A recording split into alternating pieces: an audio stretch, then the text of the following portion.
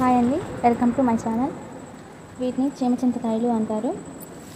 ఈ పల్లెటూరులో చాలా ఎక్కువగా ఉంటాయి, మన సిటీస్లో కనిపించవు. కానీ వీటిని పల్లెటూరులో అయితే గుబ్బకాయలు లేదా ఉప్పనాలు అని కూడా అంటారండి.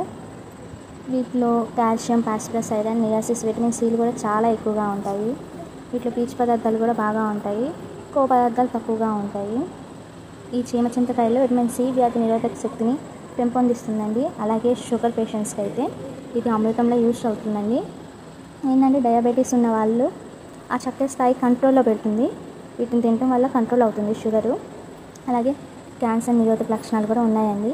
వీటిలో యాంటీ మైక్రోబయాల్, యాంటీ ఇన్ఫ్లమేటరీ లక్షణాలు కూడా ఉంటాయి. వీటి గురించి చాలామందికి తెలియదు. మా చిన్నపిల్లప్పుడు అయితే మేము రోడ్డు పక్కన ఉండే చెట్టు ఇలా కోసుకొని తినేయడమే. కానీ ఇప్పుడు ఇలా కాదండి, ఇవి మార్కెట్లో అవైలబుల్గా ఉన్నాయి. వీటిని ఇప్పుడు మార్కెట్లో కూడా అమ్ముతున్నారు. సో వీటి టేస్ట్ కూడా చాలా బాగుంటుందండి. ఇవి సమ్మర్లో మాత్రమే దొరుకుతాయి, ఇప్పుడు పడితే అప్పుడు దొరకవు. సో వీటిని అయితే మిక్స్ అవ్వద్దు, ఖచ్చితంగా మీరు టేస్ట్ చేయండి.